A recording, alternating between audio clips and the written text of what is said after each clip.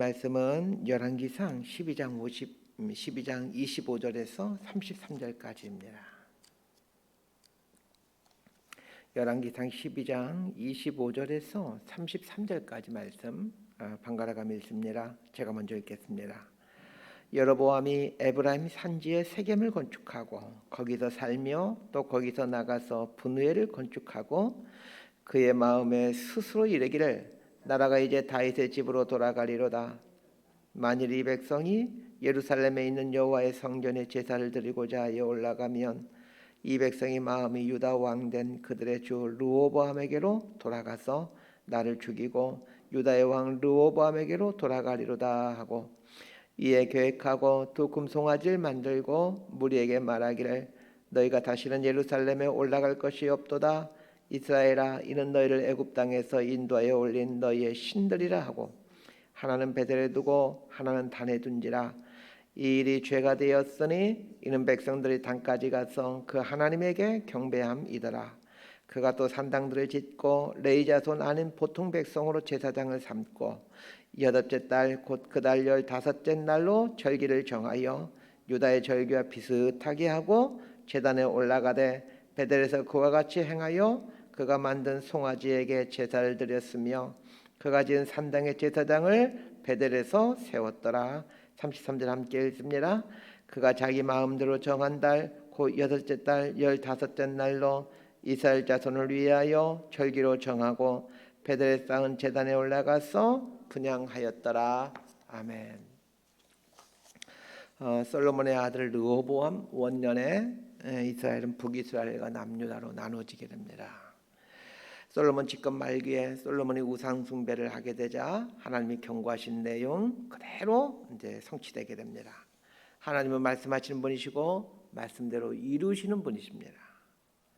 하나님과 우상의 가장 큰 차이점은 하나님은 말씀하신 다음에 말씀대로 하신다라는 것이고 우상은 어떤 말도 하지 않는다는 것이고 어떤 말도 하지 않게 말한 것이 이루어지지도 않는다라는 것입니다.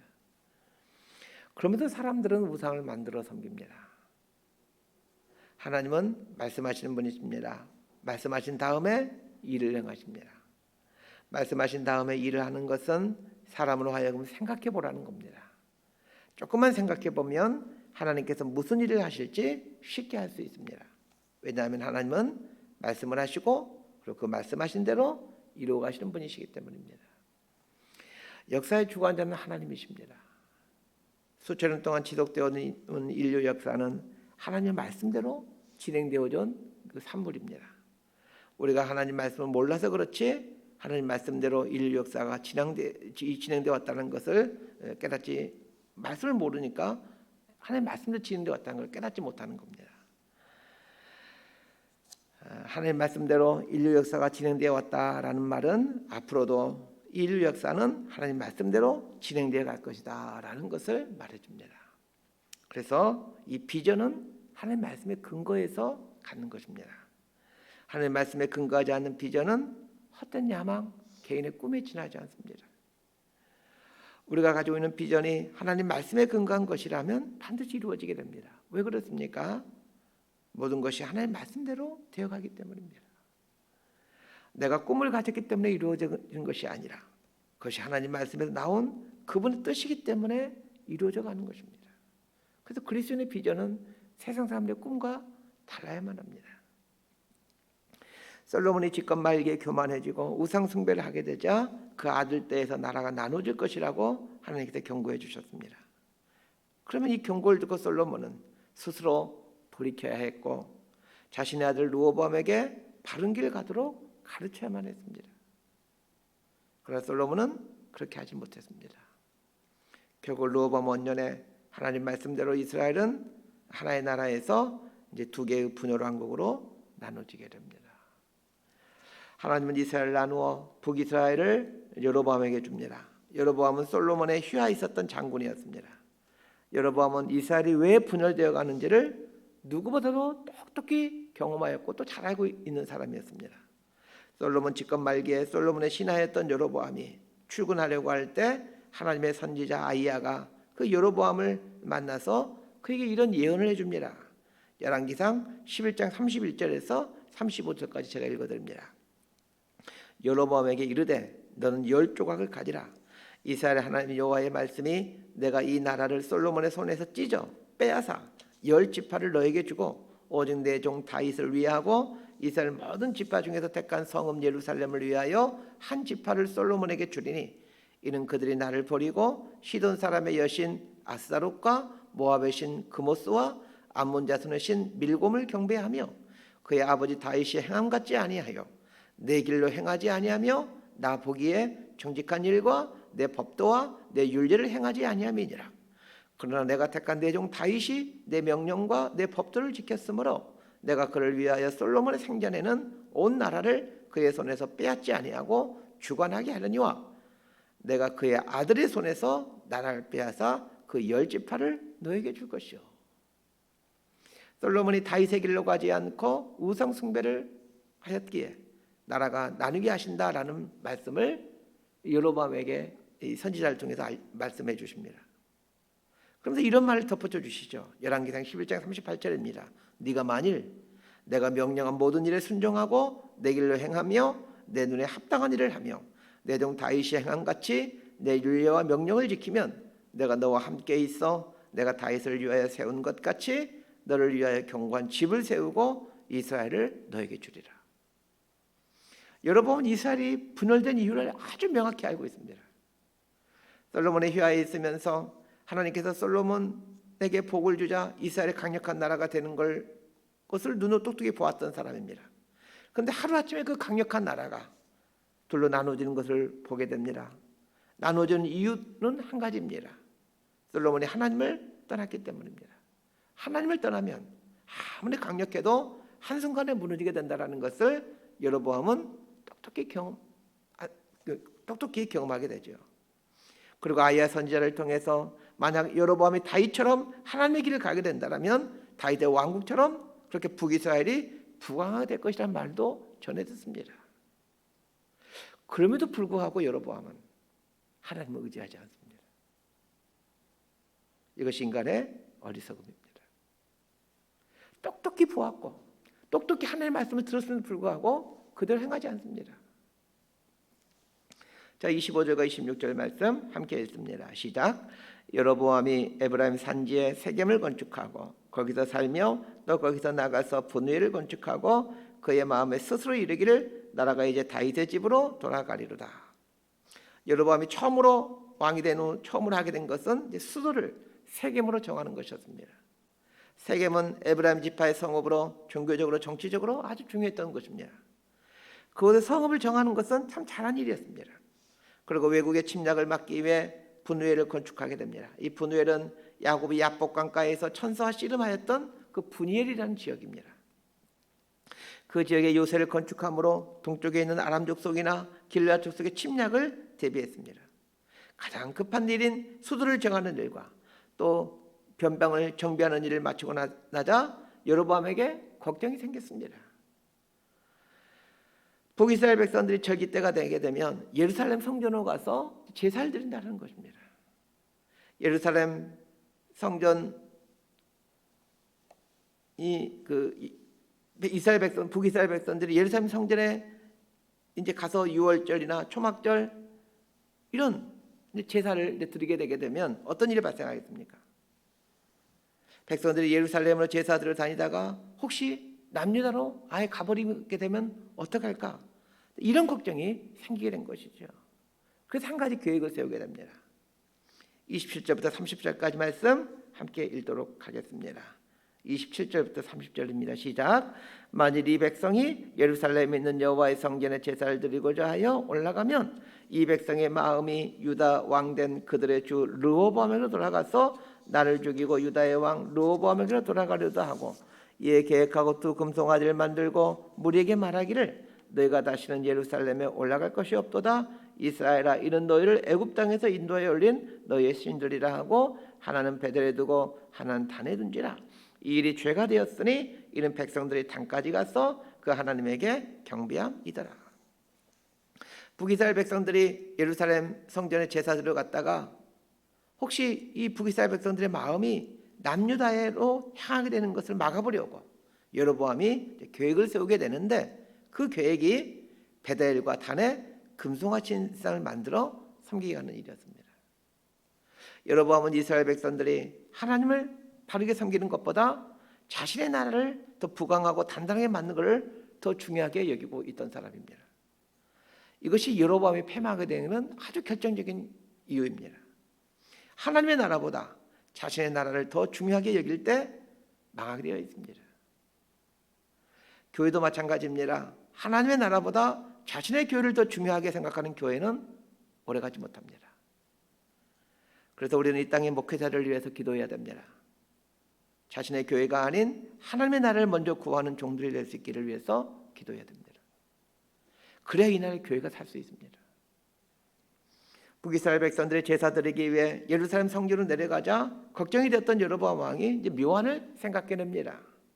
28절에 이에 계획하고 라는 말은 여로보암 혼자 계획했다라는 말이 아닙니다. 이 계획했다라고 번역된 야쯔라는 이 단어는 모사들과 의논하다라는 뜻의 단어입니다. 여로보암 왕이 자신의 신하들과 의논했습니다. 그리고는 이제 두 금송아지를 만들어서 하나는 베델에 하나는 단에 두어서 거기서 금송아지를 이제 숭배하게 한 것입니다. 왜 베델과 단에 금송아지를 형상을 만들어서 섬기게 했던 것일까요? 베델은 북이스라엘과 남유다의 접경지입니다.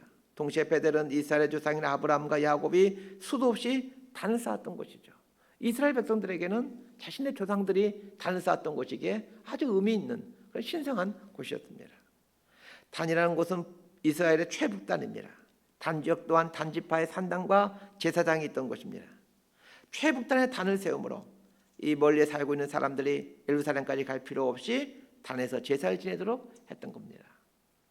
자, 그런데 베델과 단에 이 금송아지 신상을 만들고는 금송아지가 애굽 땅에서 우리 이스라엘 백성들을 이끌어낸 여호와 하나님이다라고 말하면서 금송아지를 섬기겠다라는 겁니다.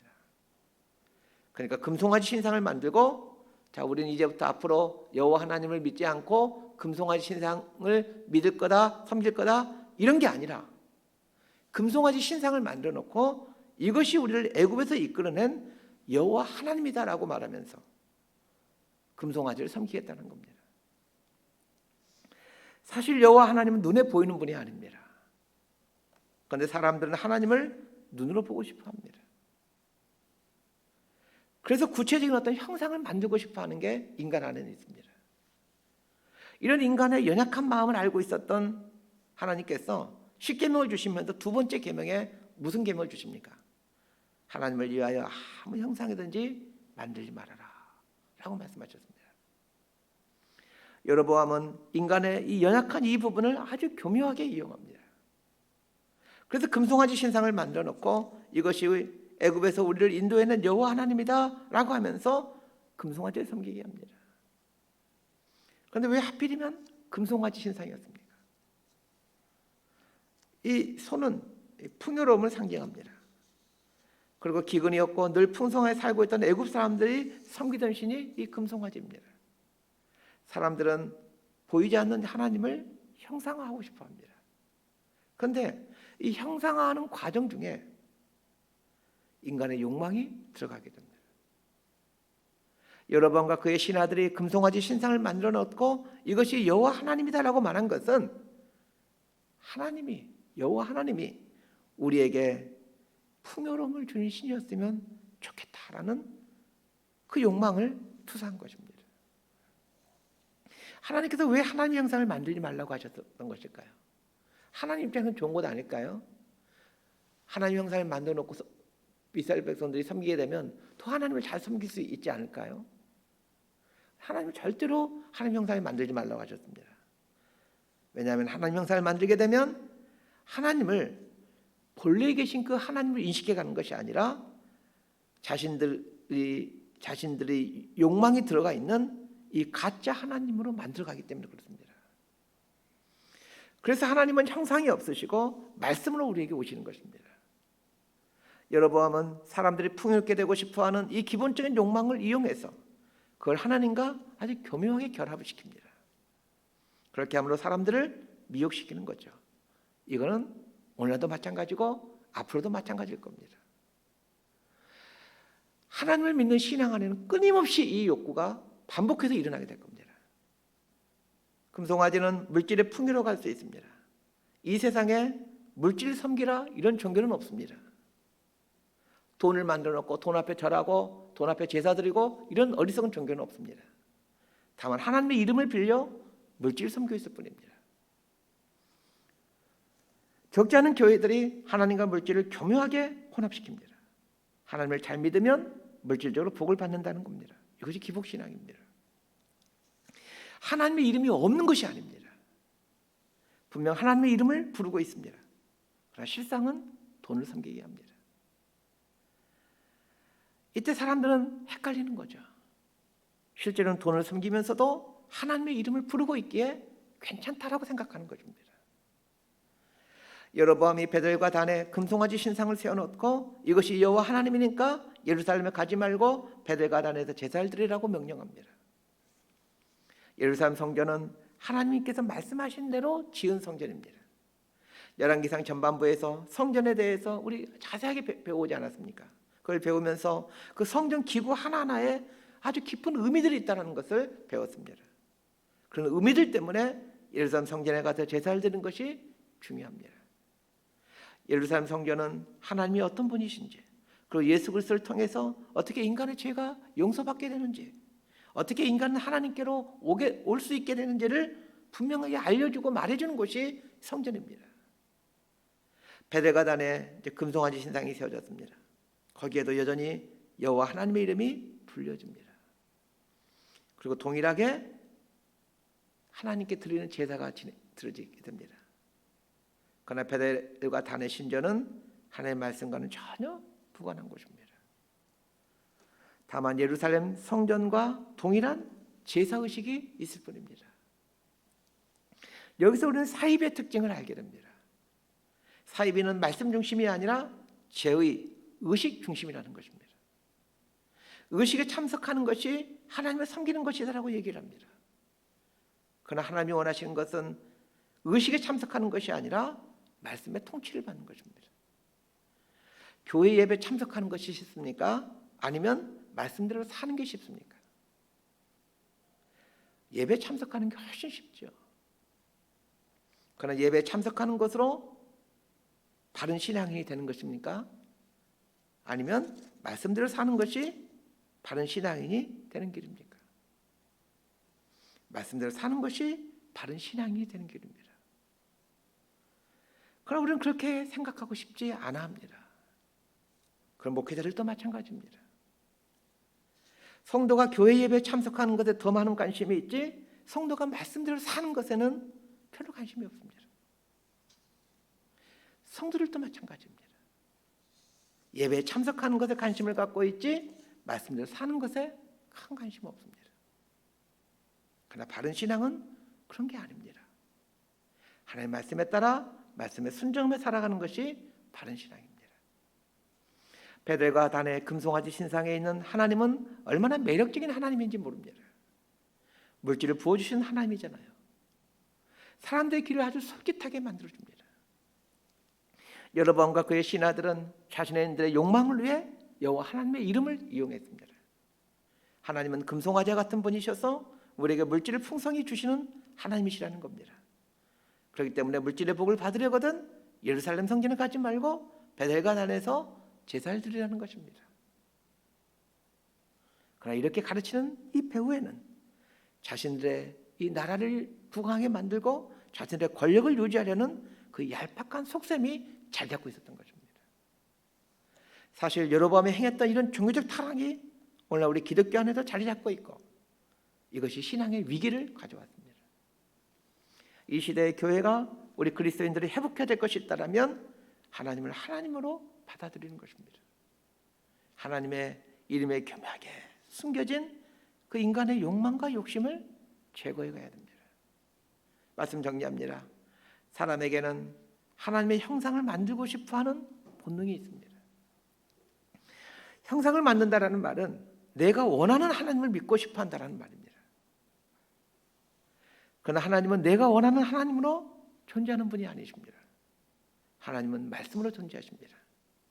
하나님은 당신이 어떤 분이신지 말씀을 통해서 우리들에게 알려주십니다. 하나님 말씀이 왜 어려운지 아십니까? 하나님이 너무 강대하시기 때문에 그렇습니다. 우리 인간의 짧은 인생으로는 경험할 수 없는 무한하신 분이 하나님이시기 때문에 이 말씀이 어려운 것입니다. 하나님은 우리의 신앙 이성과 경험을 뛰어넘는 분이십니다. 그래서 하나님을 알면 할수록 하나님은 이런 분이시다라고 고집 피우지 않게 됩니다. 여로보암은 자신의 욕망을 위해 하나님을 금송아지 형상으로 제한시켜 버렸습니다. 실은 하나님은 금송아지 특징을 갖고 있기도 하신 분이십니다. 우리에게 물질의 복을 주시기도 하시잖아요. 그러나 거기에 제한되는 분이 아닙니다. 만약 하나님이 금송아지 같은 분이라면 반드시 하나님은 우리에게 물질의 복만 주셔야 되는 분이십니다. 그러나 하나님은 어떤 때는 물질의 복도 주시지만 어떤 때는 가난도 주시고 어떤 때는 질병도 주시고 어떤 때는 실패도 주시는 분이십니다. 그렇게 하면 우리를 언제나 하나님의 백성으로 만들어 가시는 분이십니다. 자신의 욕망과 욕심을 위해서 하나님의 형상을 만들지 마십시오. 하나님을 있는 그대로 그 말씀에서 계시한 대로 받아들이시길 바랍니다. 그러면 풍성하고 다양한 하나님을 경험하게 됩니다. 이것이 그리스도인의 풍성한 신앙생활 아니겠습니까? 말씀을 통해서 오시는 이 깊고 다양한 하나님을 매 순간 경험하는 저와 여러분의 삶이 되기를 진심으로 소망하고 축복합니다. 기도하겠습니다. 하나님 아버지, 우리 안에는 내 식대로 하나님을 믿고 싶어하는 이 나쁜 욕망이 있습니다. 죄를 지어도 괜찮다라고 해주시고 잘못된 방법으로 돈을 벌어도 이것은 하나님의 복이다 라고 말씀해 주시는 이런 하나님을 믿고 싶어합니다. 하나님께서는 당신이 얼마나 크고 놀라우신 분이신지를 말씀을 통해 계시해 주셨습니다. 말씀을 통해 우리에게 다가오고 계시는 이 하나님을 매 순간 경험하며 살게 하시고 하나님의 뜻 안에서 바른 길을 걸어가는 복된 인생들 될 수 있도록 은혜를 내려 주옵소서. 예수님 이름으로 기도드리옵나이다. 아멘.